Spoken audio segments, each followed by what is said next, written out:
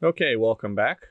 Now let's take a look at some of the CPU performance factors. What are the things that impact CPU performance in a vSphere environment? In this slide, we actually list some of the most common factors, and they're actually listed in the order of severity. Because you look at this at first, you may be thinking, well, wait a minute, idling VMs, what kind of impact does that have, right? Well, the overhead of delivering guest timer interrupts can be an impact.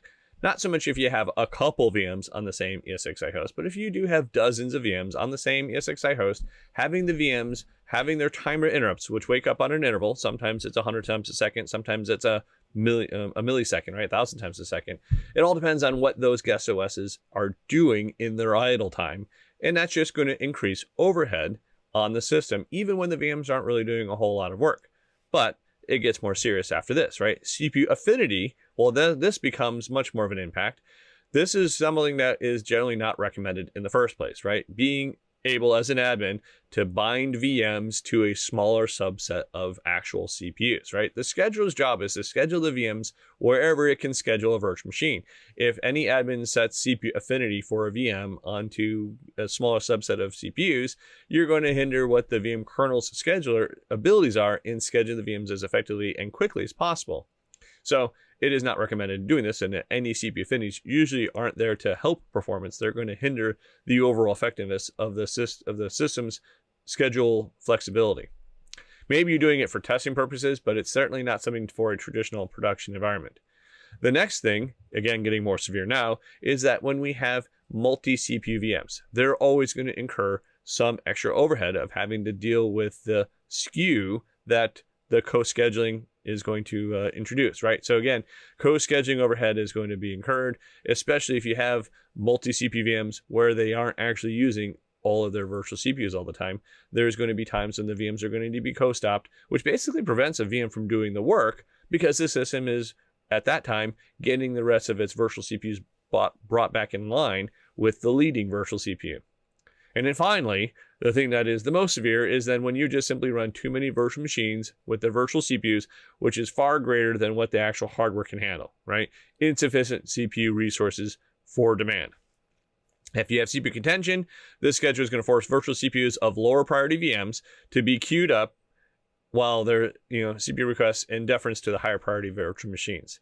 And we can measure that. That one's actually pretty easy to detect. Hopefully we get the warning signs beforehand, but ready time is really the key indicator. Ready time when you're using ESX top, or readiness when looking at the vSphere charts. Readiness is essentially the time that the virtual CPU wanted or needed to be on the CPU, right? It needed the CPU runtime, but it was prevented from getting access to the CPU due to contention, right? It's being placed in a queue. All right, so ready to run is really what it's trying to stand for.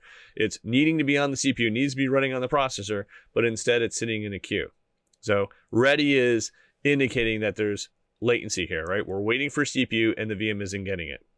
And so if you're finding that there's excessive ready values across your virtual machines, that's a telltale sign that host is probably in a point of CPU saturation. So this diagram is great. It basically walks through the different stages that any world is going to be going through, right? So you have, whenever you power on a virtual machine, each of the VM's worlds are going to be effectively new things in the scheduling mechanism. They might be immediately placed onto the CPU. When a world is in a run state, it's actually sitting on the processor doing work, right? It's on the processor. Where on the other hand, if the world is ready, this meaning that it's in a queue, it wants the CPU, but it's preventing to get there because it's in a queue. And so, as you note, when you power on a virtual machine, that might be immediately put into a queue, or it might be placed on the processor, depending on how busy or idle the system is at that particular time. And if there are other things going on in that system, then the world may hit its time slice and be forcibly descheduled off and put back into a queue, because you're only going to allow it to have the CPU for so long before it's going to be forcibly descheduled and put back in the queue, and then depending on its priority, may be back and scheduled back onto the processor. There may be other times when the world actually no longer needs the CPU. It can voluntarily take its time off the processor, and when it happens in that situation, it moves over to what's called a wait state. It's not that it's waiting for a resource, it's basically waiting for something to do. Now, waiting can actually involve quite a few things. It could be waiting for the user to give them input, right? If they're asking for user input, there's no point in sitting on the CPU and wasting time on processor cycles. It should be waiting for a user. People are a whole lot slower than how a CPU could react. So waiting on a user would certainly be a good reason to volunteer time off the processor.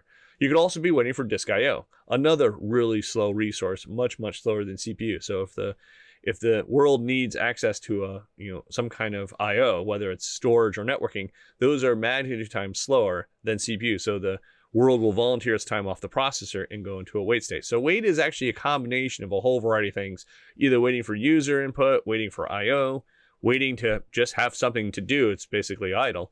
Wait is actually the combination of all those things. And if it's waiting on I/O, for instance, it'll most likely get a wake up call, and that may actually be able to go right back onto the processor, or depending on what's going on in the environment, it may actually go back into a queue ready to go into the CPU once its higher priority fellow worlds are done on the processor.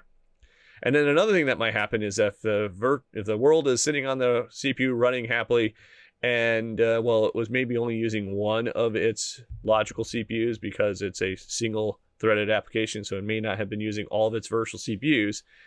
If there has been significant skew, then the VM may be forcibly co-stopped, right? Involuntarily taken off the processor in this situation, put into a co-stop, waiting for all of its virtual CPUs to be brought in line, and then most likely co-started into a queue before they get back on the CPU. So the co-stops are indicating that the VM might be larger than it needs to be because we're needing to get its other virtual CPUs brought back in line.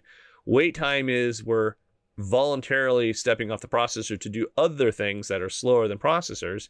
And of course, ready is when we need the CPU, and now we're waiting because there's contention. And eventually we want to power off the virtual machine, so then the worlds become zombies as they get descheduled off of the system scheduler. So we'll actually show, using ESX Top, you can actually very easily find out how much time, or the percentage of time, that a world will spend in any one of these different states. So we can monitor to see what the status is. So first review question here, what tasks does the CPU scheduler perform? Select all that apply. Well, does the scheduler schedule virtual CPUs on the physical CPUs? It does. Does the scheduler create a world for each VM to run in? That's not quite the right wording I would use. So the VM is a group of worlds, then the worlds are what are scheduled. So the VM itself is not a world. So that's not correct. Does the scheduler determine which worlds are entitled to CPU time? It certainly does. That's one of the key features of the scheduler. And will the VM kernel scheduler migrate worlds from busy processors to idle processors? Oh yeah, it sure does. So 3 out of 4 are the correct answers here. One thing before we end our lesson though, this is an important thing. In vSphere 6.5 and vSphere 6.7 and onwards, there are actually alternative schedulers that the admins can select from. There is the default scheduler, but there are also 2 additional schedulers that you can choose from. What these all arise from are from the CPU vulnerabilities that were discovered a couple years ago, side channel attacks, that where there is vulnerability at the actual processor level, where that you might have processes running in one hyperthread of one core, and then there is visibility into the hyperthread on the same core. And that breaks the isolation capabilities that the VM kernel is providing by scheduling 2 virtual machines on 2 hyperthreads of the same core. So for security purposes, there may be reasons to essentially mitigate this. And so there's been some updates to the processors, but there's also updates you can make on the ESX server so that it actually schedules to avoid these side channel types of attacks. The default scheduler are that we have what we call these security boundaries. We have a couple of different ways we can define security boundaries. We can have a host security boundary, we can have a VM security boundary, we could have a process security boundary. What does all this mean? Well, when it comes to host security boundary, we're basically leaving it up to the ESXi host to determine the isolations between the different virtual machines. So the VMs, here we have a couple of VMs running on the same host, their virtual processors could actually conceivably run on the same core, but on different hyperthreads. So normally the system will always schedule a multi-CPU VM across different cores. We would never schedule the same virtual machines, virtual CPUs on the same core normally. It might share the hyperthreads, well, not really share the core, so that if one CPU core thread is mapped to one VM's virtual CPU, the other hyperthread on the same core could be scheduled for another VM. And now, because of the side channel attack on a variety of different processors, that's a risk of breaking the isolation between the two different virtual machines at the hardware level. The thing is, that's the most efficient, performance-wise, way of running the system.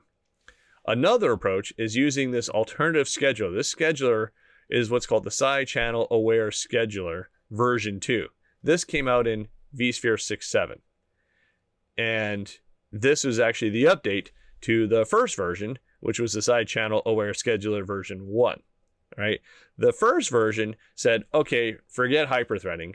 We're going to essentially disable the hyperthread, the second hyperthread on every core, which basically removes the elegant efficiencies that hyperthreading was performing for us. And so it didn't really matter if you have hyperthreading enabled or disabled. Basically, what this first version of the Side Channel Awareness Scheduler is, it simply disables the second hyperthread for any virtual machine. So every VM will always be scheduled on one of the hyperthreads of each of the different cores. A two-way VM will be scheduled across cores, and a three-way VM will be spread across 3 cores, and so on and so forth, right? But there isn't any sharing of the other hyperthread with another virtual machine. This offers the highest level of security, but performance degrades quite significantly because of the loss of efficiencies of what hyperthreading was able to provide. The newer version, the Side Channel Aware Scheduler version 2, says, all right, we're going to allow one VM to run its 2 virtual CPUs, or however many virtual CPUs that a VM has, but it's also going to allow a VM to run on the 2 hyperthreads of the same core. So you have what's called VM security boundary, where we're allowing the VM to have its multiple virtual CPUs spread over the different hyperthreads of the common cores, which is completely counter to how the schedule has usually performed, right? The scheduler has almost always said, okay, we're going to schedule VMs, virtual CPUs across cores. We'll share hyperthreads with other VMs. But with the side channel attacks that were, became prevalent a couple years ago, now to mitigate that, you can either just to say, don't even do hyperthreading. That's the example on the far right. But the example in the middle is the actual nice happy medium. It will allow a VM to have multiple virtual CPUs scheduled on the same core across hyperthread, so that there is the possibility of side channel attack within a VM, but that's usually not a concern. It's usually more of a concern of side channel attacks across VMs. And that's basically what the first and second versions of the side channel attack awareness actually perform. Just that with the version 2, it basically allows the trust within a VM that there is the potential of a side channel attack inside a VM, but that's usually not as much of a concern, and you're going to get far better performance because you're able to use both hyperthreads on the same core. You can learn more about this in the technical paper that is linked on the bottom half of this page in your ebook, and show you how to actually enable these. It's basically, you enable these 2 different schedulers by adjusting 2 different advanced host settings on every one of your ESXi hosts. Basically, one host setting says, are we going to allow the side channel attack inter-VM, and are we going to allow the side channel attack intra-VM? So the right-hand side basically says both are true. We're not going to allow side channel attacks across VMs or inside a VM, which basically nullifies the second hyperthread. In the middle example, we'll set the inter-VM side channel attack awareness, but we'll disable the intra-VM. And then that basically allows us to use the different hyperthreads again, but at the same time, a VM actually can be scheduled on both hyperthreads of the same core, which actually wouldn't happen over here on the left, right? On the left, it's the best in performance, but potentially the least security, not really, the least with regards to having a security posture. It's going to be the weakest one in that sense. So you get the higher level of security and the better performance with the middle option, which for performance is probably the best option. So like I said, find out more through the technical paper that's linked at the bottom of this page. So we took a look at the scheduler features and what affects CPU performance in this lesson. We'll come back in the next lesson and start taking a look at how vSphere handles new architecture. So we'll see you in a few minutes.